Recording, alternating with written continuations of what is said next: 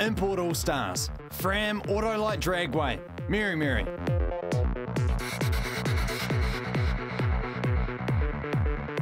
Gas Motorsport Celica.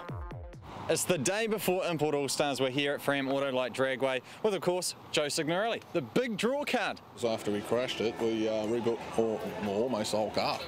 It's a new engine too. We even put a whole new combo in it. It's a whole new wiring system in it. Wow. You know, intercooler got rebuilt, new radiator. The whole thing's new again. We built this car in about 2 weeks from almost a total write-off. Oh yeah, it's the whole front end, like a whole front end clip and all the bars at the front. Struts were fine, but you know, everything had to get re-welded back in there. New cooler, new radiator. Motor was fine, but we've got another motor in it. Oh, goes all right, man. Goes all right. 2 days are invincible. Yeah. Do you think this is the best motor that you can have in an import car? Oh shit, yeah. No, VQ35 V6, mate. That's where it's at. He's dreaming. Joe says he's dreaming. Oh, this one's a 3.4. It's bigger than the other one, but it's a heap less boost. So, you know, all these engines, boost is what makes the big power. So it's on, you know, it's on around 30 pound, 35 pound boost, and we see if we can crank it up to 50 tomorrow. But mate, if it goes down there, it runs a 690, we're over the moon. So that's what we want to do. We hope to run some sixes. The time we did you send Joe backed off at about half track, we put that in the computer. That would have been a 7 dead. It definitely creeped out of the hole, but it did a 490, 216k. But the track was black, and then when he went over it, you could see the concrete underneath. So the rubber is probably too much on the track, and it's too thick. But yeah, I think we're very good tomorrow. Yeah. And I'm going, he's going to go. He's going to have to let go of the clutch. I jumped it straight. The track's like such thick rubber on it. I went down the track and you could see right where you went. Just right at the end, when I'm just going in the fourth, there's a bit of a hump. Yeah. I'll show you where it is. It's a bit of a big hump. Joe, what can you tell us about the data? What have you learnt from that run? We're just going to put the boost a bit more down on it and probably rev it a bit harder, and there was actually full clutch slip, so yeah, it drove straight through the clutch. But oh, there's a heap in it. Bit too much boost at the moment, and touch lean.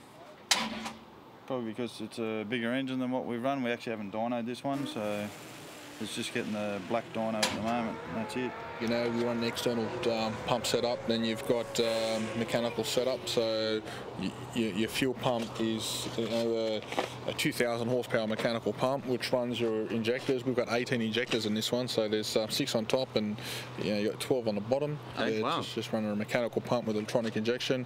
Big ass intercooler.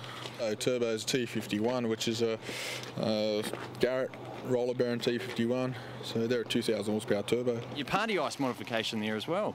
Oh yeah, we've been doing that for a while. Have you? Yeah. That's just. What's the science behind it? Well, it just keeps the temperature of the intake charge always the same, and you know, we can regulate what intake charge we want. The lower you keep your air temps, the faster you go. So tell me, who's going to win, the Aussies or the Kiwis? Mate, hey, Come on, we didn't come all this way for nothing. No, we're going to win, of course. In Australia, we've ran 2 side-by-side 6-second passes with me and Tony Wedlock, so it'd be good to have, you know, a good 6-second pass side-by-side here too, if we can. It's basically got almost the same as what we've got, but just, you know, different size coolers, different size plenums and intakes, but it's pretty much nearly the same as what we've got. As we go to the line, we've got all these, well, I turn the ignition off and start it, that's the first thing. We start off in third, then we go 4th to 5th in the burnout, and I ease off it to about the 6,000 RPM. It was I quickly jab it a bit so it goes on the second stage light, and watch the light. My foot's still flat, 6,000 RPM, dump it, let go of the button at the same time, so you launched it, and then what you do is you grab second gear, just make sure the car's going straight, 3rd, 4th and 5th, and then you neutralise it, foot off, pull your parachute, and you finish, your run's over. That's what a 2-step's for anyway. That's why you leave a line of 6 grand. So you're leaving while the clutch is still slipping, and as it's revving, it starts locking the clutch up. Like someone, you know, forgets to tighten something, or you know, doesn't do their job properly, when I come back out here, it's, you know, easy as crashing a car again or rolling it and killing yourself, you know. So yeah, you've got to be pretty committed to what you're doing. We got a guy who, Johnny, he helps us out with the clutch and all. He does all that kind of stuff, and Billy's the second one there. He's the one who does all the packing the parachutes and doing all the oil changes. That takes care of that. James, he's the one who does all the chassis work and makes sure, you know, it leaves right and you know, everything's working right there. Then we've got the photographer there who just takes pictures and gives us the shits all day.